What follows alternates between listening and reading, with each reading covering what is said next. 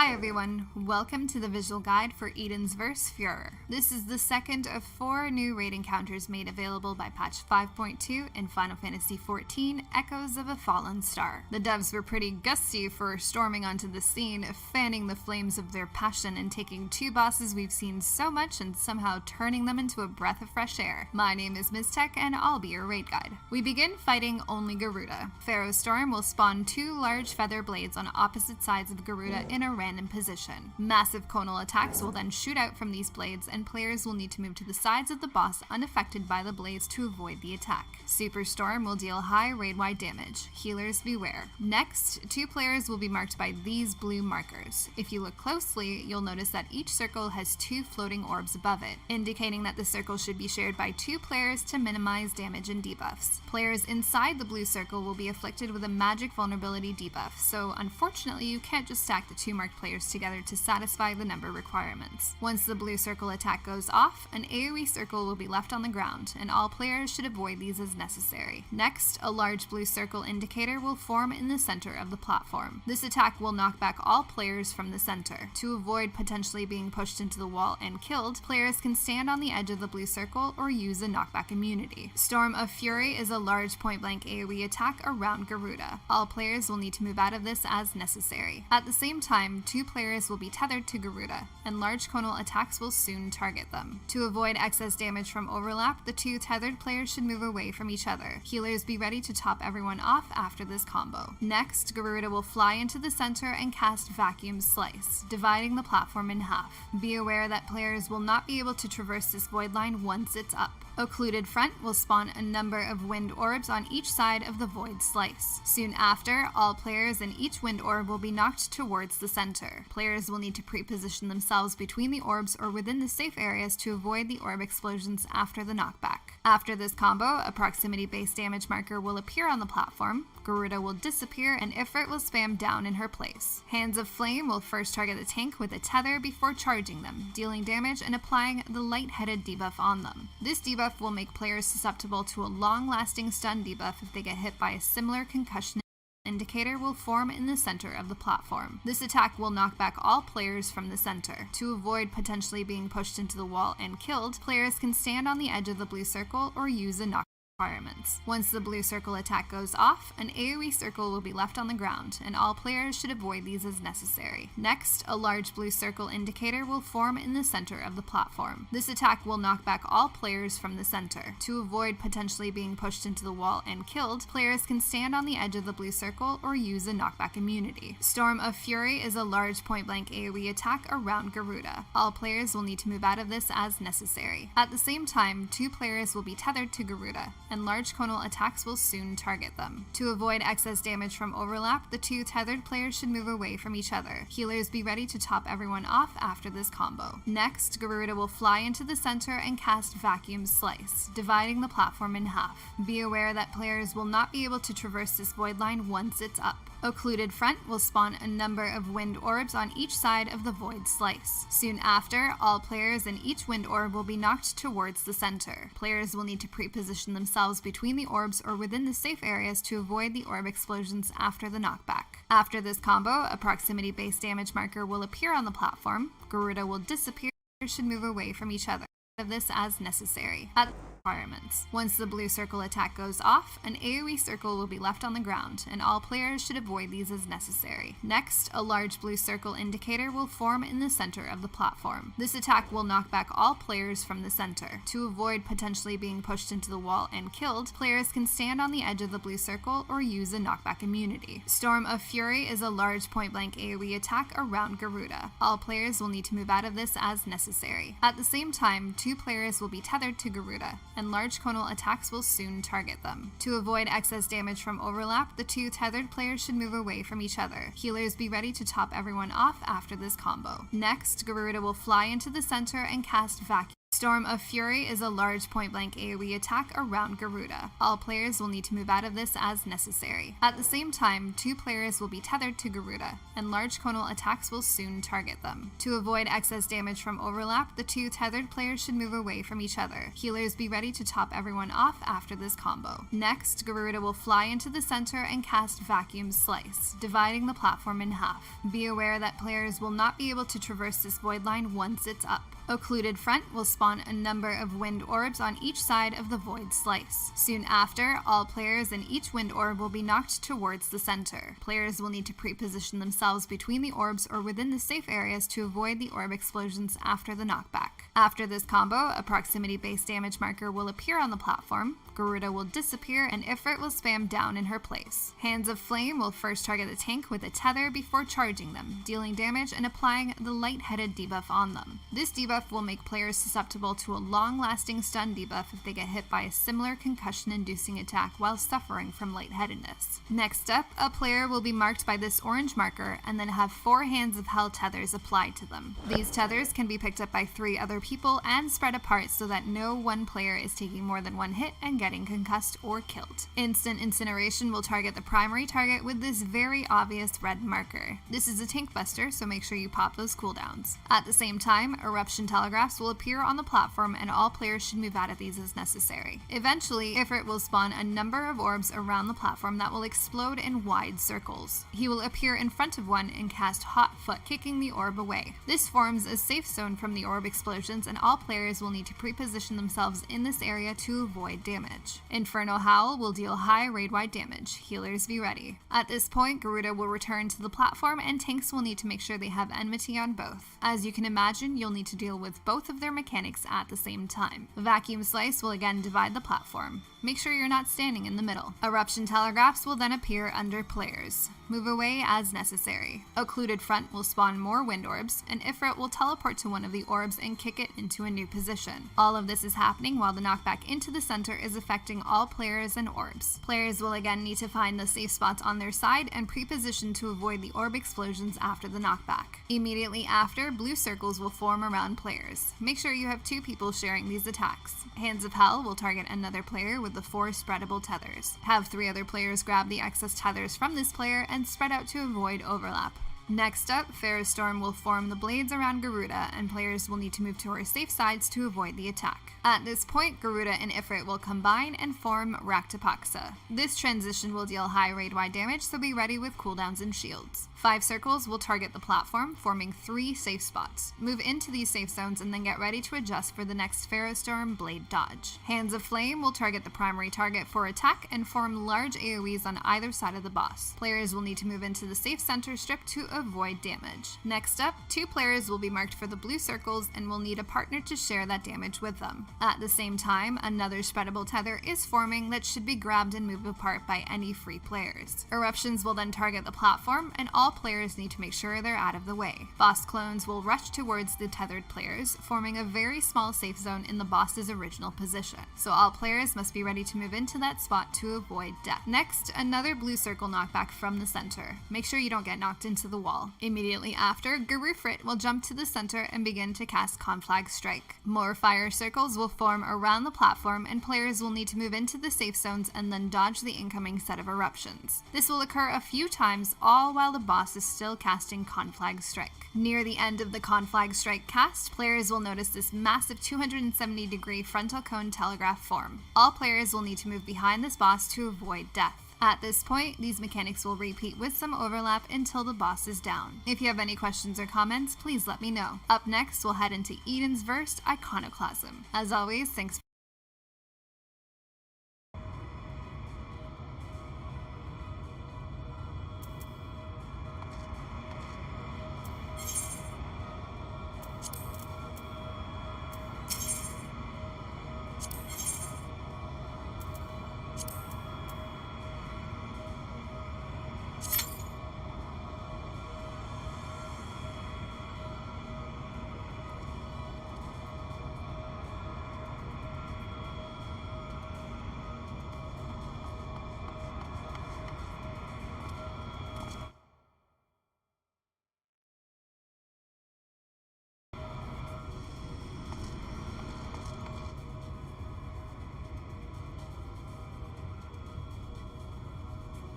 This looks like a hard one, bro.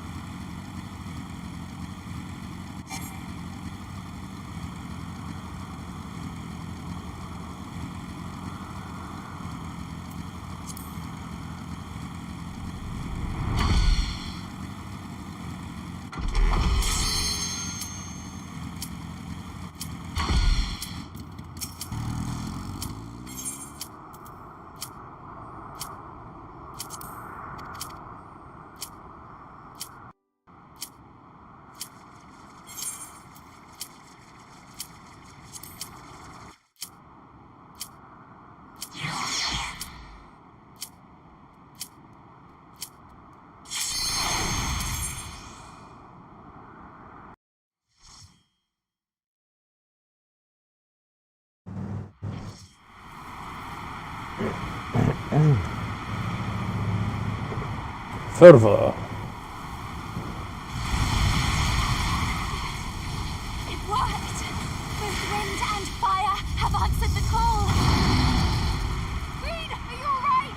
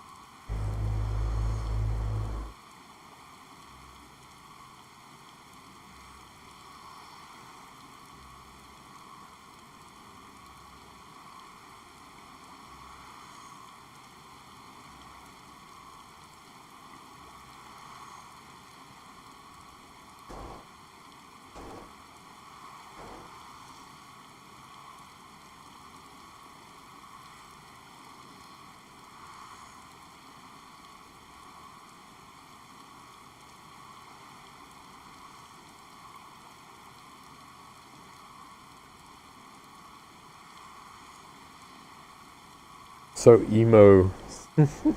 So hot.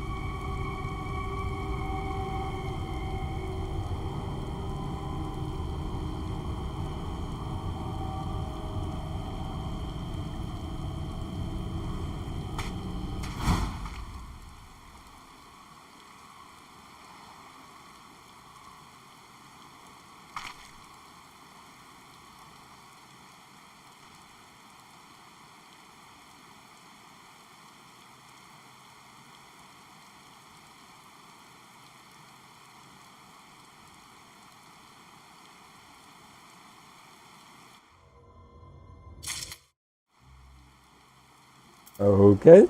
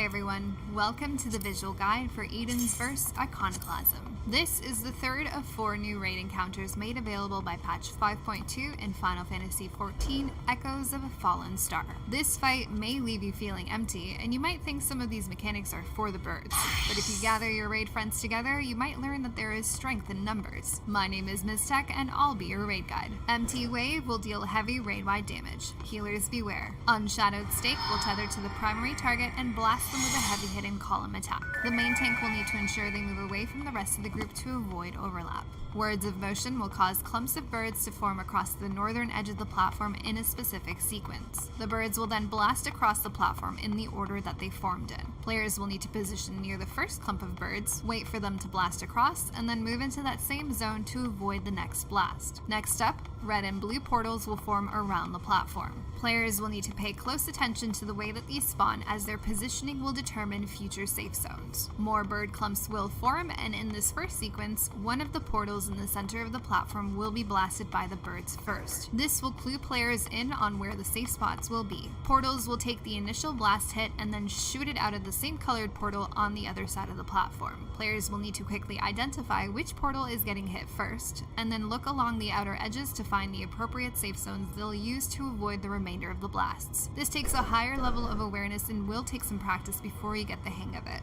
The portal and bird sequences will increase in difficulty as the encounter continues, but the basic principle remains the same. As long as you can quickly identify which portal is getting blasted first, you'll be able to pre-position for each incoming blast and avoid excess damage and debuffs. When the boss casts Away with Thee, all players will be targeted by these fancy new teleportation markers. After the duration of your debuff expires, the player character will be teleported into the circle indicated by their line marker. As you can see, the position of the player's marker is fixed relative to the position of their character. All players will need to make sure they force their teleport marker into a safe area of the platform, or they might find themselves getting teleported into AoEs or worse. False Twilight will form circle AoEs underneath players. Move out of these as necessary. Immediately after, 2 players will be targeted with Silver Sledge stack-up markers. The group will need to split in 2 to share the incoming damage. Eventually, the boss will cast Unjoined Aspect, and all players will be afflicted by either a light astral or dark umbral effect debuff. The boss will then cast Words of Night, and the dark and light clumps of birds will form on the north edge of the platform. Players will have to position themselves to only get hit by birds of the opposite color to avoid death. Anytime a player is hit by a colored bird blast, their debuff will be swapped to that same color. That means that if handled correctly, all players will again need to readjust to the opposite color for each subsequent hit until their debuffs expire. Once everyone's debuff expires, the boss will disappear and 2 Idolatry ads will spawn in the east and west of the platform. Each tank will grab one and keep them apart, while the group splits up to destroy them. During this time, the boss will cast Away with Thee again, and players will need to ensure their teleportation markers are angled in safe directions. At the same time, strength in numbers will form donut AoEs around the ads. The teleportation will happen first, so players can position themselves to be teleported into a safe spot, or close enough that they can quickly readjust into the safe spot if necessary. Silver Shot will mark all players with circle AoEs, spread apart to avoid overlapping damage. The next strength in numbers is a point-blank AoE around each ad. Move away as necessary. At this point, the ads will begin to cast Explosion and must be destroyed before the cast goes off. Once the ads are down, the raid can stack up to cooldown and heal through the empty flood transition. All players will be marked for light and dark debuffs, portals will appear, and more birds will form in sequence along the outer edge. While this may be confusing at first, players will need to associate each portal color to the incoming light or dark bird blast, and then adjust to the appropriate lane based on their own debuff. Don't forget that after the first hit, your debuff will be switched over, and you'll need to adjust to the next safe lane before the next blast. This is definitely one of those mechanics that will require quick awareness and will become easier with practice. Immediately after, players will be marked for teleportation, and 2 towers will form on the platform. These towers will need a player inside of them before the orb hits the ground, or they will explode and you will probably die. To handle this, players can force their teleportation markers into a tower circle to ensure there is someone always soaking the blast. At this point, all of these mechanics will repeat until the boss is destroyed. If you have any questions or comments, please let me know. Up next, the finale, Eden's Verse Refulgence. As always, thanks for watching. Till next time.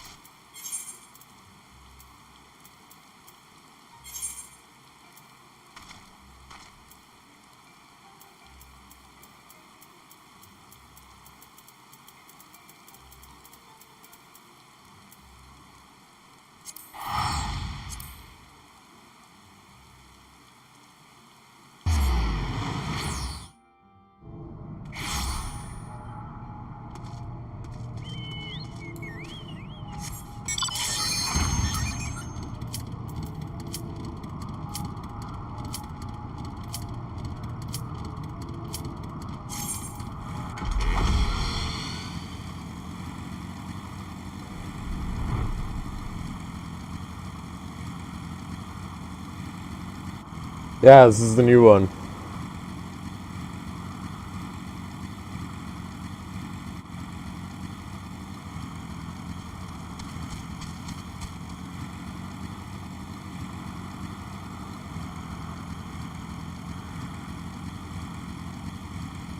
I change in between them anyway.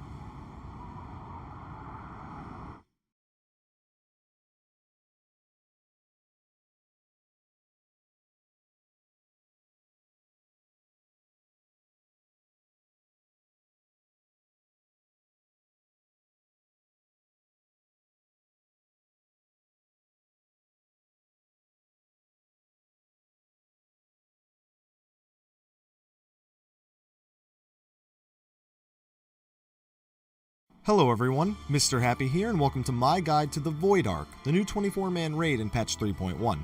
To enter, you must complete the quest Sky Pirates and the quest that follows, and have a minimum item level of 175 to enter. You may win one item per week from the Void Ark with an item level of 200, plus, for the first completion each week you are given a Miyachi Farthing, which can be traded in to the NPC Bertana in Idleshire for your choice of Gob Coat or Gob Twine to upgrade Esoteric's gear. Expect a Gob Dip option in the future. This raid is broken up into 3 trash pulls and 4 bosses. We'll only talk about the second trash pull plus the bosses.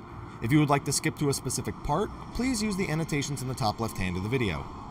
The Void Ark starts with several basic trash pulls before you encounter the first boss, Cetus. The boss himself does a few AoEs, including puddles that spawn under these orbs when he casts immersion, so avoid standing in those. He also summons several sharks that will target a person with a line AoE that hits really hard. Just kill them before that line AoE finishes casting.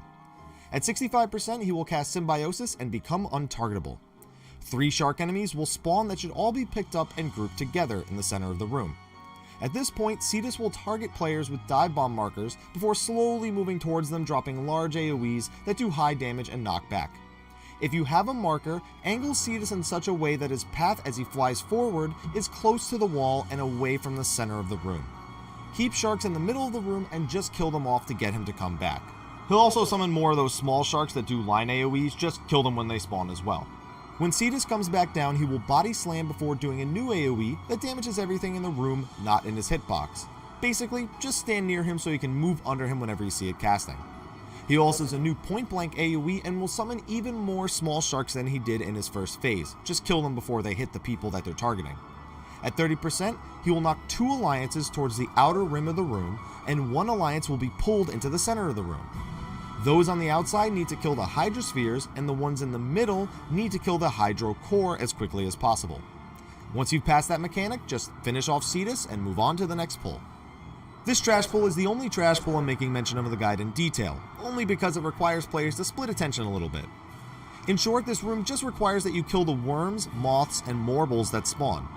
However, pagan knots and vines will spawn in the narrow paths between the platforms that need to be killed as well. If a knot isn't killed fast enough, it will explode and fill the room with Void Taint. The Void Taint in the room can be drained every so often by standing on the 3 buttons around the room on each of the platforms. You can see them marked in the video. If Void Taint reaches 100, it's a wipe.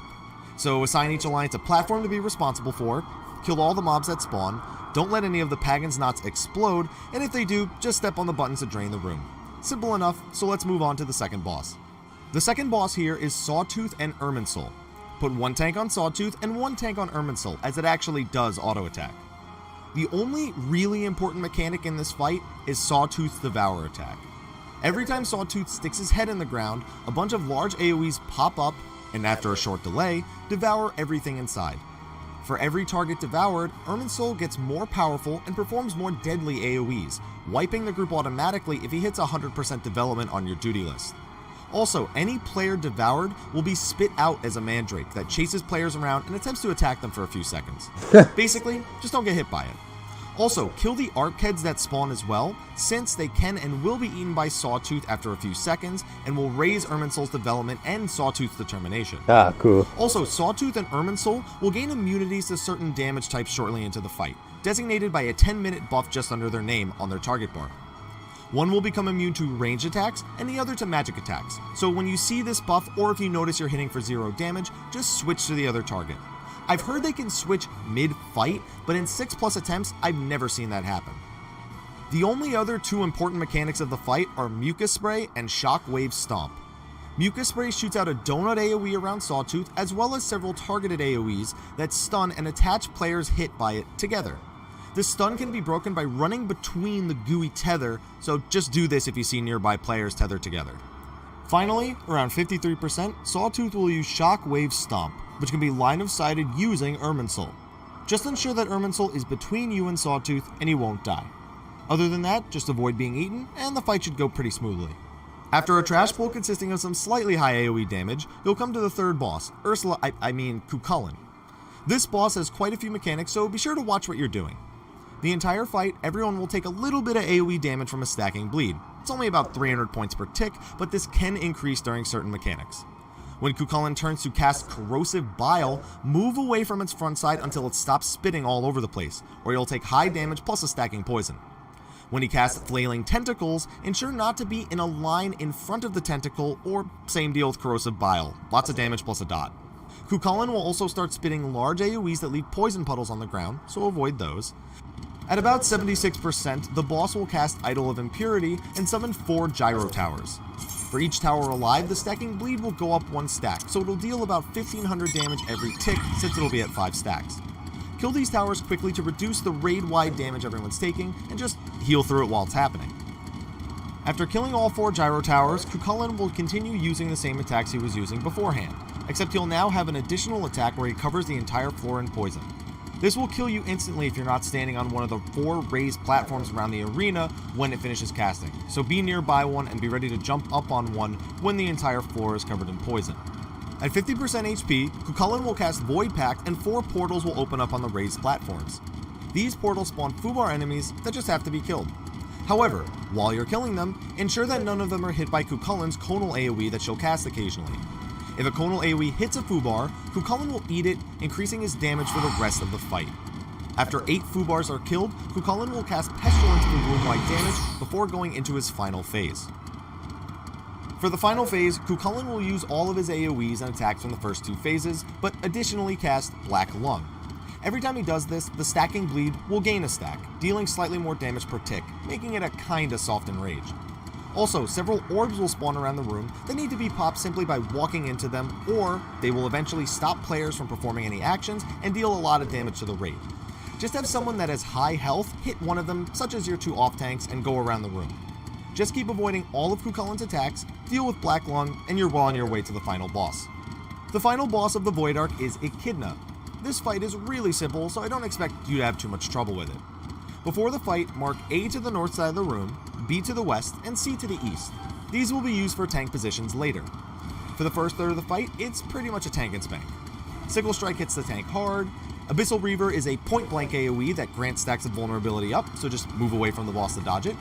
She also occasionally knocks players back slightly while dealing a little bit of damage. Occasionally, she jumps into the air and marks a target.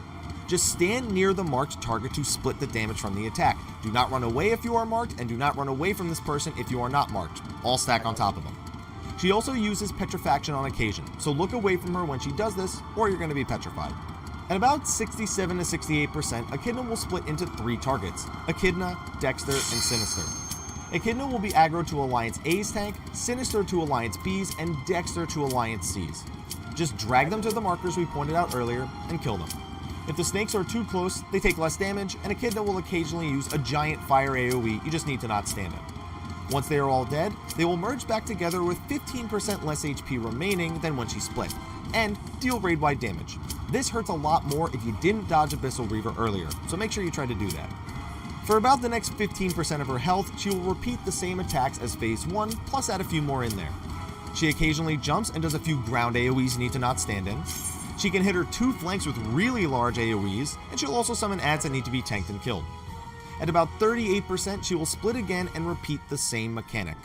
Just deal with it the same way you did as the first time. When the adds are dead again, she'll respawn again.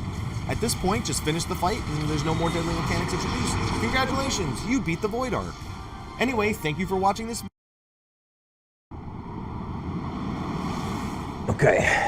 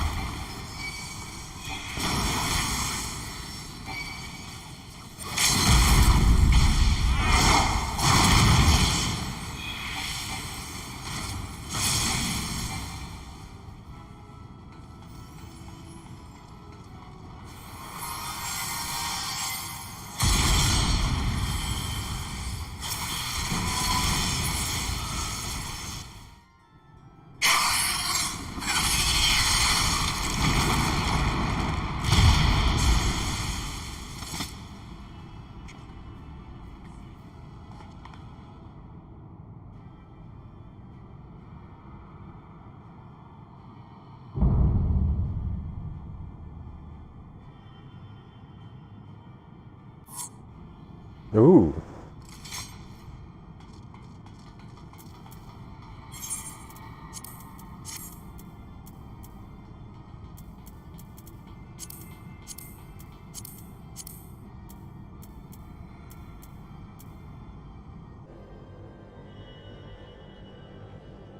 Well, I don't know what the fuck that does, but I'm gonna take it. Oh, minion. It's mine! Give me the minion.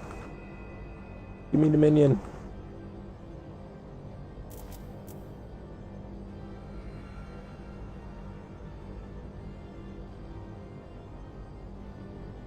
Fuck off, I want the minion. I'm not leaving till I get it.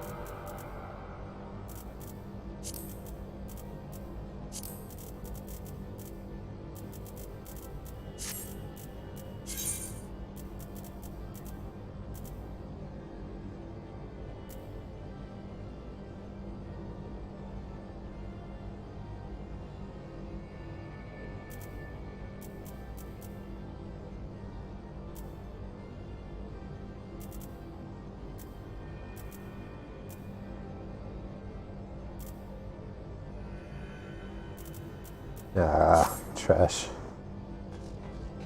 Fine, I'll leave.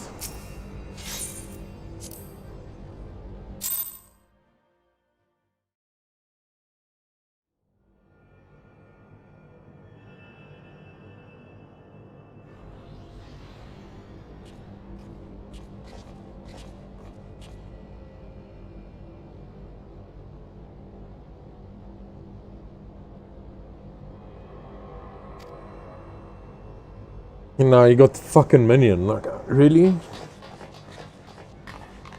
I should have. Ah, fuck. Should I have just waited for the countdown? I don't know. Whatever. I will return.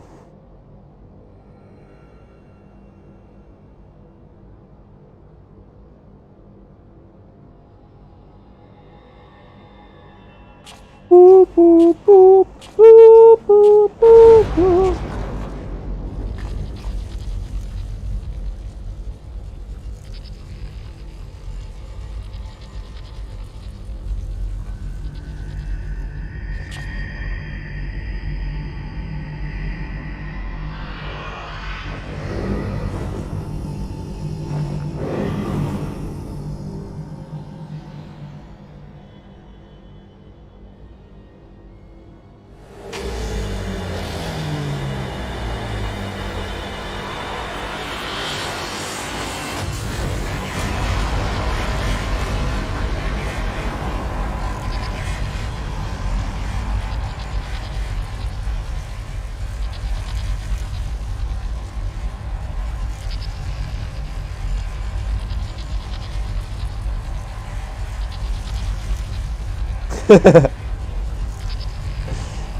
Okay.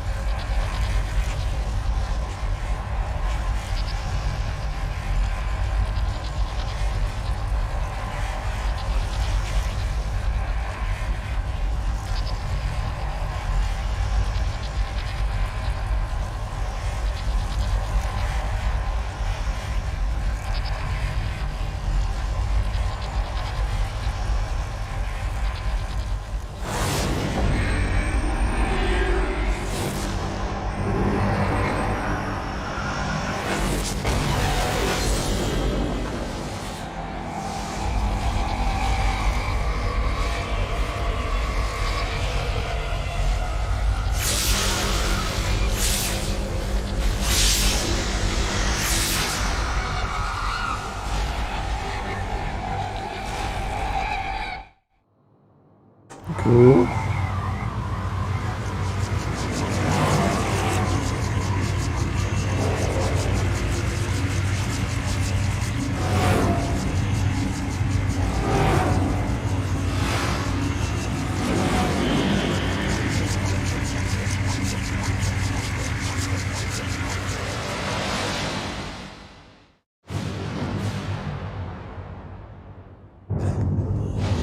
was well done.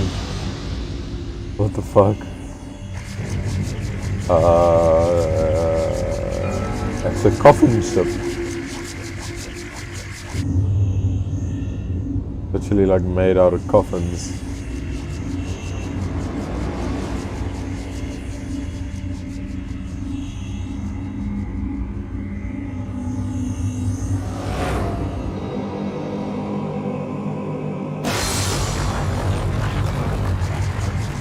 What the fuck?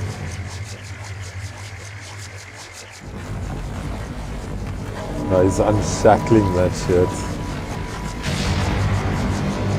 Oh god.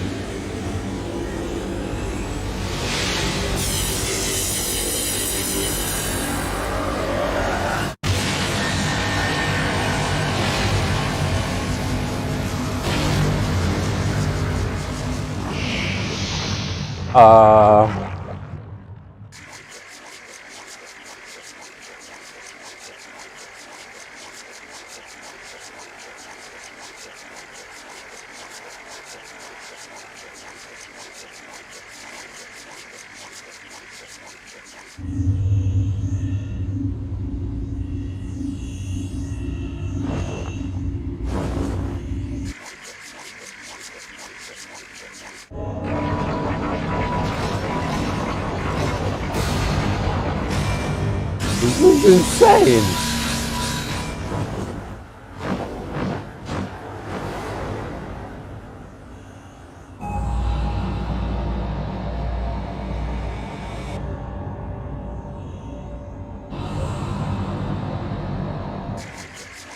Oh shit.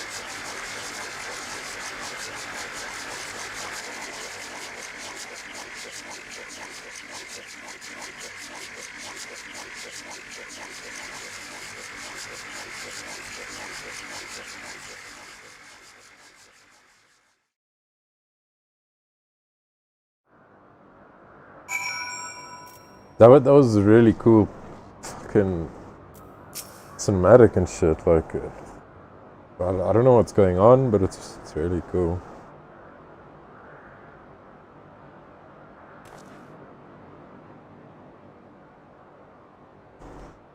Was a bit touch.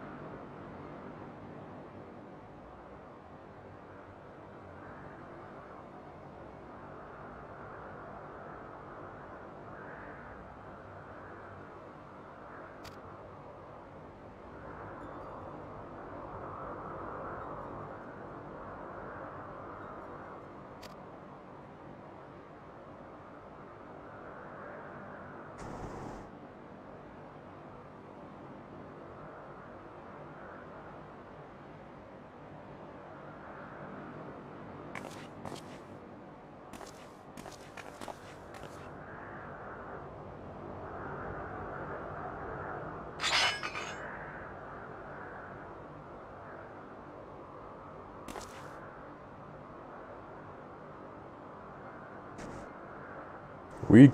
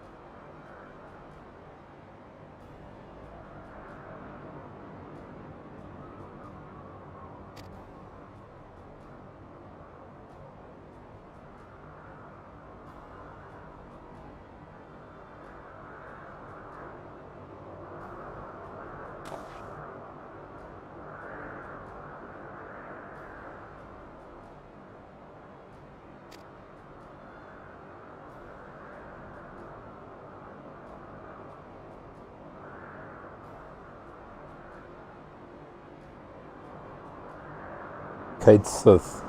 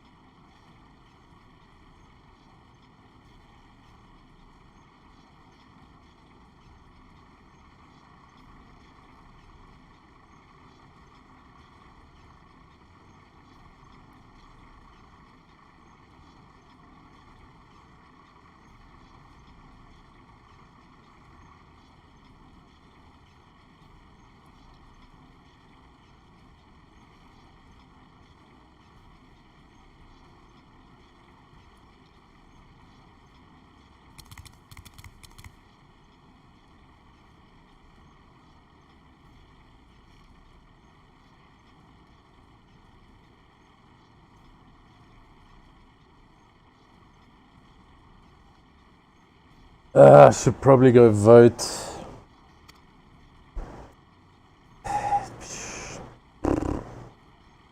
I have like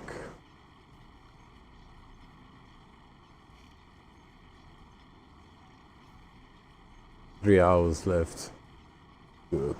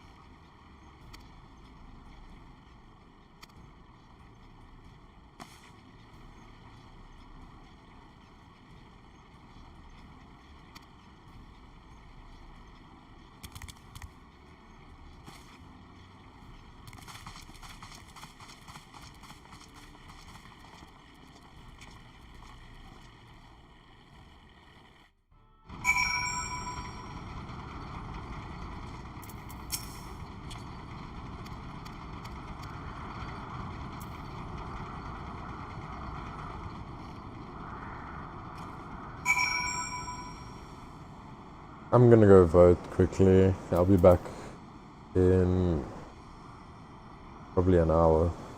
See what happens. Doubt it'll make a difference. Never does.